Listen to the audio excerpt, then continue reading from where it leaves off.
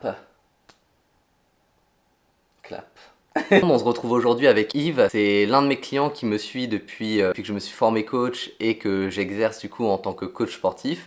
Il a été mon cobaye durant tous ces derniers mois et ça a bien fonctionné aujourd'hui. Il est avec nous pour partager son expérience de la vie, du sport et la philosophie de l'entraînement tout autour de ça. On va interagir tous les deux et l'objectif c'est qu'il vous apporte du coup son point de vue sur le sport et qu'il vous motive à passer le pas. Je suis Yves, je suis obligé de réfléchir, 67 ans. Voilà. 67 ans, ouais.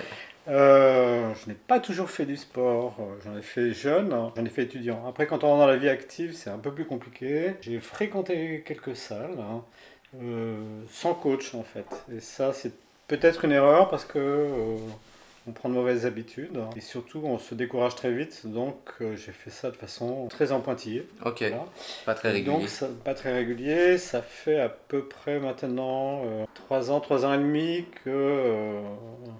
enfin à la retraite en fait, puisque je suis à la retraite depuis 4 ans, où je me suis dit qu'il fallait que je reprenne un peu le sport. Un peu le sport, hein, mais un tout petit Voilà, peu, hein.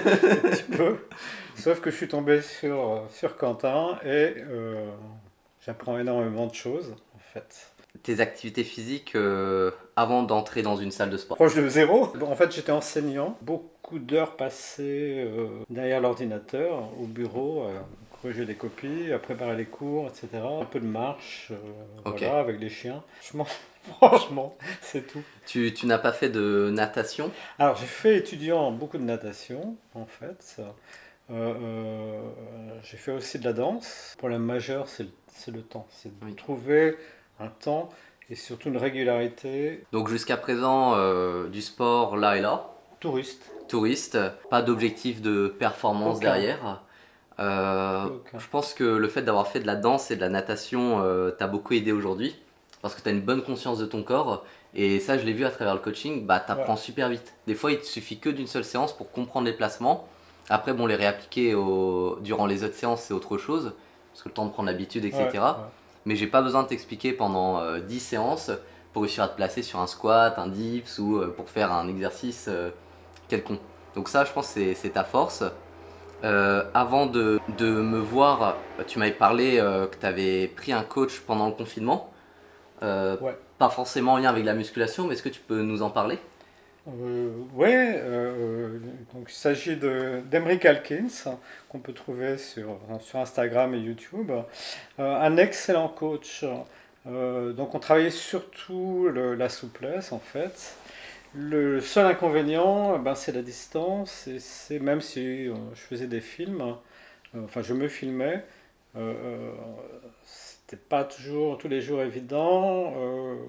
La salle dans laquelle je faisais aussi mes exercices, enfin la pièce n'était pas suffisamment grande, je trouve. Donc c'était un petit peu compliqué. Et puis ben, confinement, tout le monde est passé par là. Donc c'est pas toujours. Enfin, trouver la motivation tout seul. Avec quelqu'un qui regarde un peu à distance et n'est pas en tout cas aussi dans l'immédiat, à corriger tout de suite. Donc la correction se fait toujours différée. C'était quelqu'un de très sympathique, très professionnel, très performant. On, on est resté amis, mais je préférais le coaching en présentiel en fait. C'est aussi complètement essentiel parce que la correction est immédiate et pour le coup on imprègne tout de Ouais, suite surtout et pour on des discute novices, quoi. ouais. Ouais. Je pense que c'est un des gros désavantages du distanciel quand tu fais du suivi sportif. C'est de réussir à trouver une bonne méthode qui te permet du coup de corriger tes élèves et réussir à lui donner les bonnes clés. Ouais. Et après, enfin, à la fin du confinement, j'ai cherché un peu partout, notamment sur Instagram, différents coachs. L'inconvénient reste le même puisque c'est à distance, avec en plus le problème, c'est que bah, ils disent tous des choses différentes, Oui, ouais. d'une, et de deux, les programmes ne sont pas nécessairement adaptés en fait, et surtout bah, quand on n'y connaît rien comme moi, en tout cas au départ, on ne sait pas monter un programme, et une progression surtout. Oui.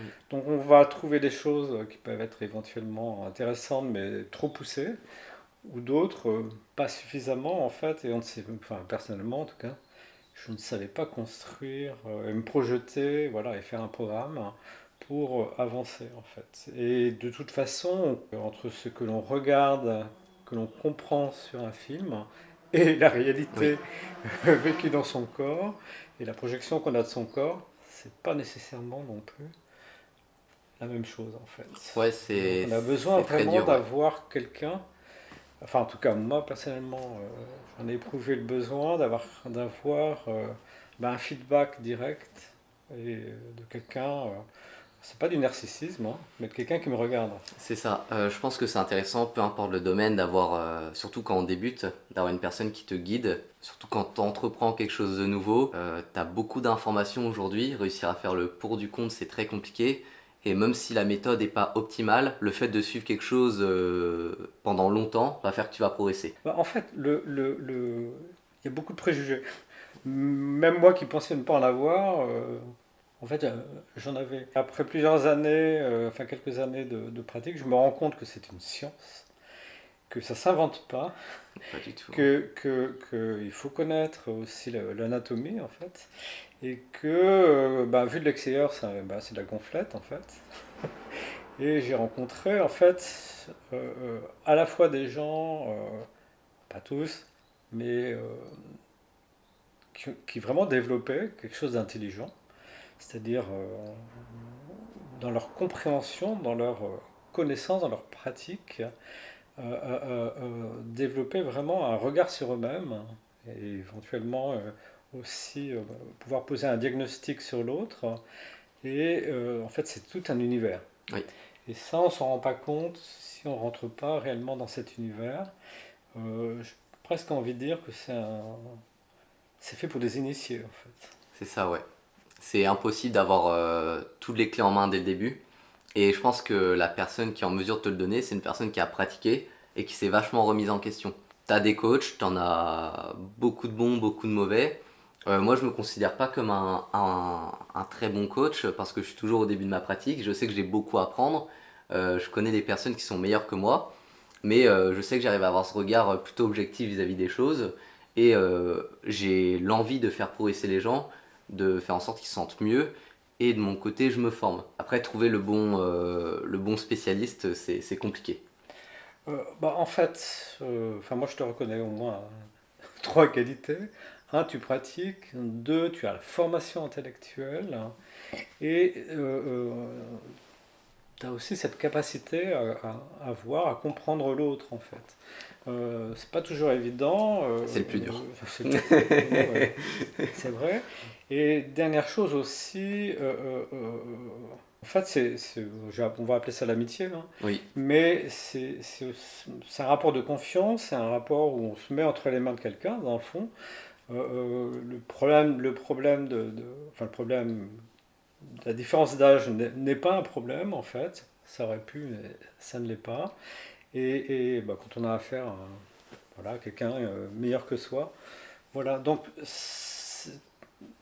tu dis que tu es en train de construire aussi te construire professionnellement. Euh, et en fait, ça c'est génial pour moi aussi mm, parce qu'on construit ensemble en fait. exactement. Et je sais pas si moi je progresse, mais lui il progresse aussi.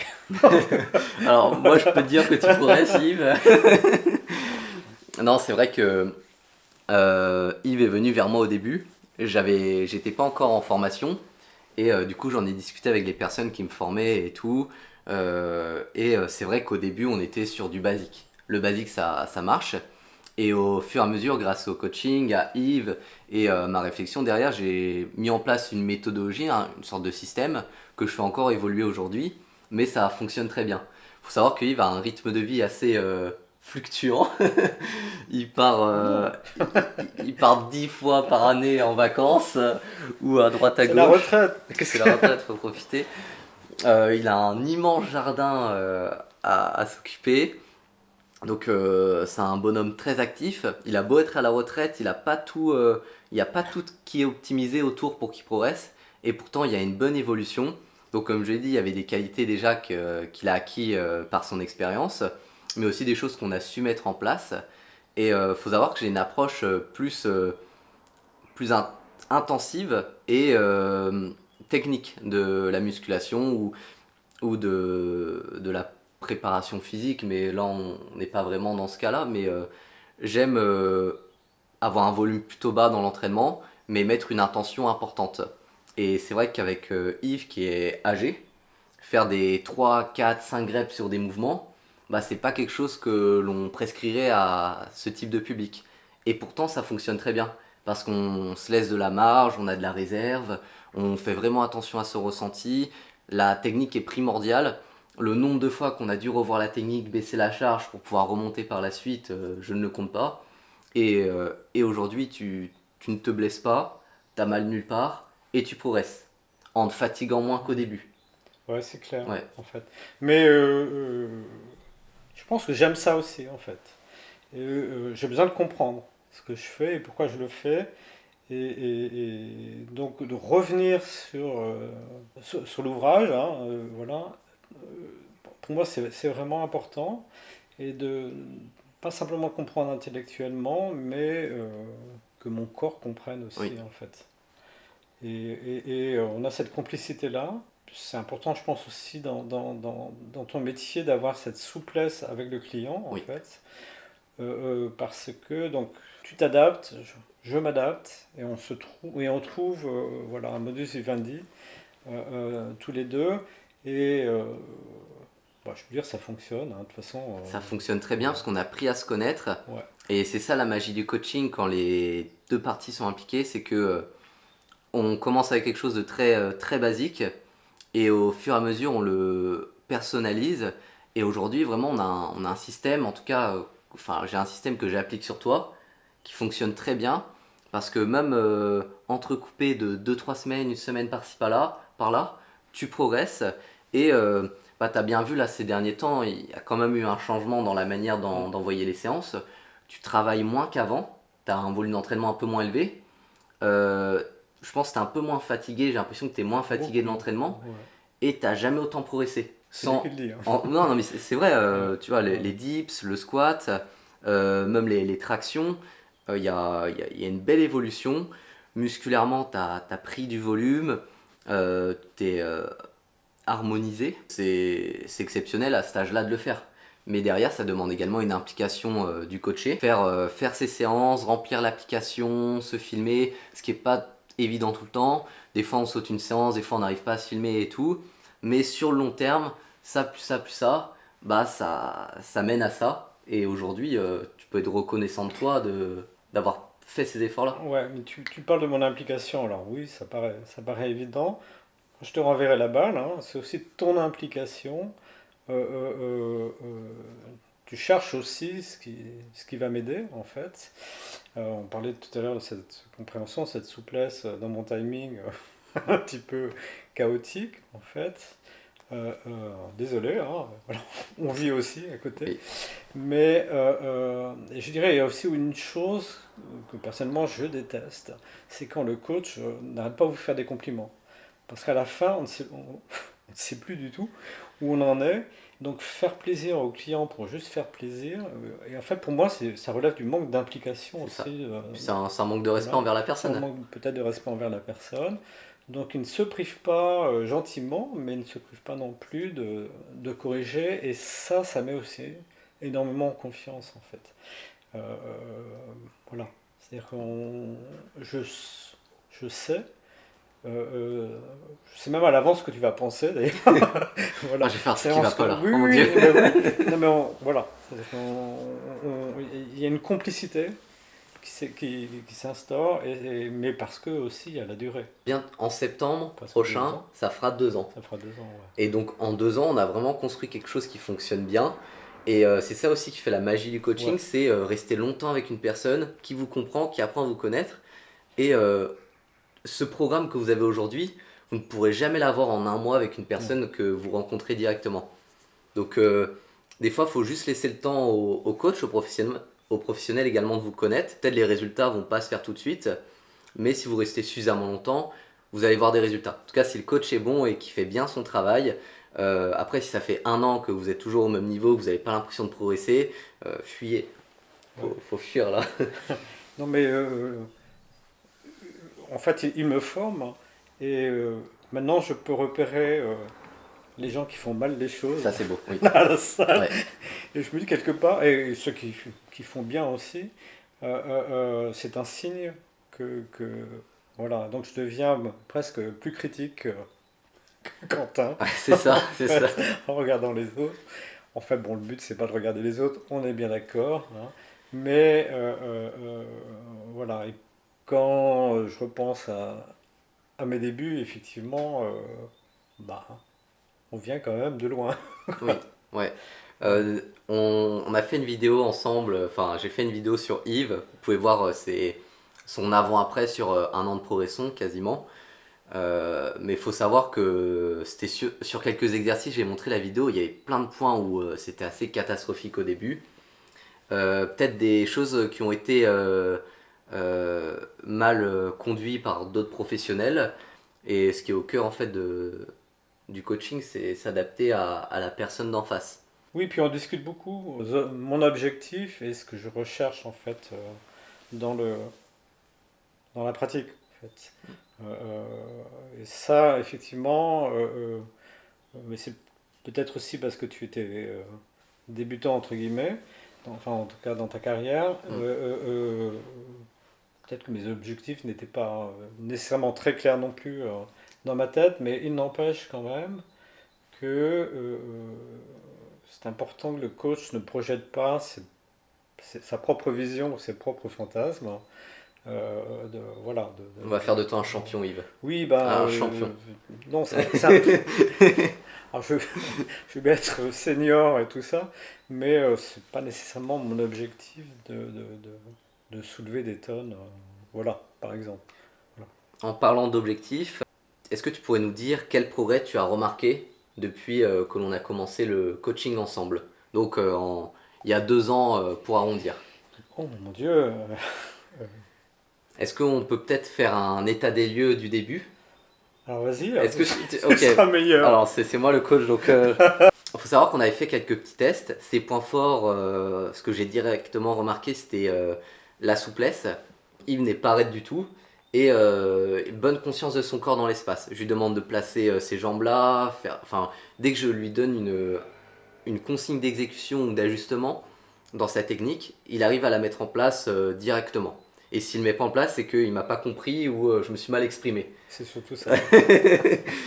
Donc là-dessus, très bien, donc t'arrivais à aller chercher plus ou moins tes pieds sans souci. Là où ça manquait un peu, c'était ta force. T'avais pas construit beaucoup de force au fil des Non, années. ouais, pas du tout. Et moi, c'est ce que j'aime faire à travers mon coaching, c'est faire progresser les gens dans cette qualité qui est pour moi un des piliers pour être en bonne santé, c'est être fort. Pas fort au point d'être un champion du monde, mais fort pour une personne dans la moyenne.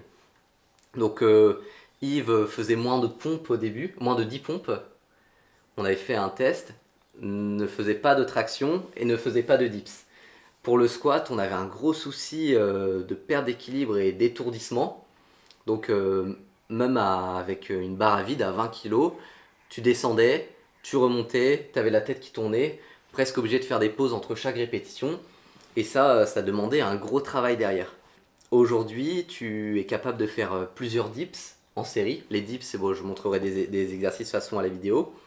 Tu es capable de faire plusieurs tractions, même de rajouter du poids dans tes tractions. Tu m'as fait une traction en supination à 15 kg. J'ai fait ça? Ah ouais, t'as fait ça, hein. T'as fait ça, Yves. Ouais. Un squat à 70 kg, sachant que 20 kg c'était compliqué. Et bah, c'est ton poids du corps. Maintenant que Ouais. tu joues Ouais. avec ton poids du corps. Pareil, les pompes que l'on travaille pas forcément, j'aime bien les tester de temps en temps. Et aujourd'hui, t'en fais plus de 20 sans souci. Alors qu'on travaille pas du tout l'endurance et tout. Enfin, l'endurance au- d'un point de vue répétition. Et en termes de souplesse, malgré ton point fort, t'as bien progressé. Ouais. Et ce travail de souplesse, on l'a pas mis dès le début parce que moi j'étais pas encore formé là-dessus, je me suis formé au fil des mois. Je pense que tu l'as remarqué, on a implémenté pas mal de choses qui fonctionnent bien. Mais parce que je l'ai testé d'abord sur moi et je sais qu'il y a des résultats. Mhm. J'ai testé sur Yves, ça a fonctionné. Et donc aujourd'hui, pour un bonhomme de 67 ans, il est en meilleure santé, il a une meilleure condition physique que la plupart des gens qui ont 30 ans aujourd'hui. Oui, alors, ce ce qu'on n'a pas dit, c'est que je faisais notamment de l'apnée du sommeil, Oui. assez prononcée. Et je remarque aujourd'hui que j'ai repris d'un point de vue cardio, pulmonaire. Je pense que les étourdissements venaient aussi de ça. Euh, euh, euh, En fait, je suis en meilleure santé générale et en fait, je me sens tout simplement en forme, mais dans presque tous les sens du terme en fait. Ça pour moi c'est effectivement voilà. Et tu disais tout à l'heure que j'avais un grand jardin, oui, voilà. Au quotidien tout devient presque facile en fait. Euh, je te racontais effectivement je travaillais mon grip en prenant des bûches pour les ranger bon voilà. Je me penchais par terre pour ramasser quelque chose, ça n'est pas un problème. Et ça, Dos, hein, avec le dos. avec le dos, ouais. Et même, on peut dire que ça porte sur le moral en fait aussi. Quand on est plus fluide physiquement, le reste de la vie est aussi bien meilleur, quoi. En fait, tout devient facile, hein, en fait. Voilà. C'est aussi ça. Et, euh, et pour résumer la chose, hein, je dirais que se faire du bien, même si ça fait mal de temps en temps, euh, ben, c'est bien, quoi. Tout bêtement, non, non, mais c'est idiot à dire, hein, mais il y a cette idée aussi de faire quelque chose pour soi et, euh, euh, et être plus, ouais, je dirais plus fluide en fait dans tout, parce que on a tendance en Occident à séparer le mental et le corps. Euh, pour moi, pas du tout. Et donc, c'est une deuxième jeunesse, quoi. On Bah dit ouais, ça comme je suis ça, très ouais. content de. Je partage le même point de vue. Je suis très content de t'avoir permis d'en arriver là aujourd'hui. Que tu te sois permis d'en arriver là aujourd'hui parce que les efforts, c'est toi qui les as fournis derrière. Moi, j'ai juste cogité à la manière de t'envoyer ici. C'est pas moi qui suis allé pousser Voilà. des poids et tout à la salle. Et pour moi, c'est une grande fierté d'avoir ce genre de retour pour un client, d'une personne qui se sent mieux au quotidien, qui prend un peu de plaisir à s'entraîner, pas tout le temps, mais qui peut s'occuper de son jardin immense d'ailleurs, profiter de sa famille et être plus heureux au quotidien. Et c'est pas Versailles ici non plus. Ah si, c'est Versailles, hein. Là, on est dans une des 20 pièces du château. Ça, tu vas couper.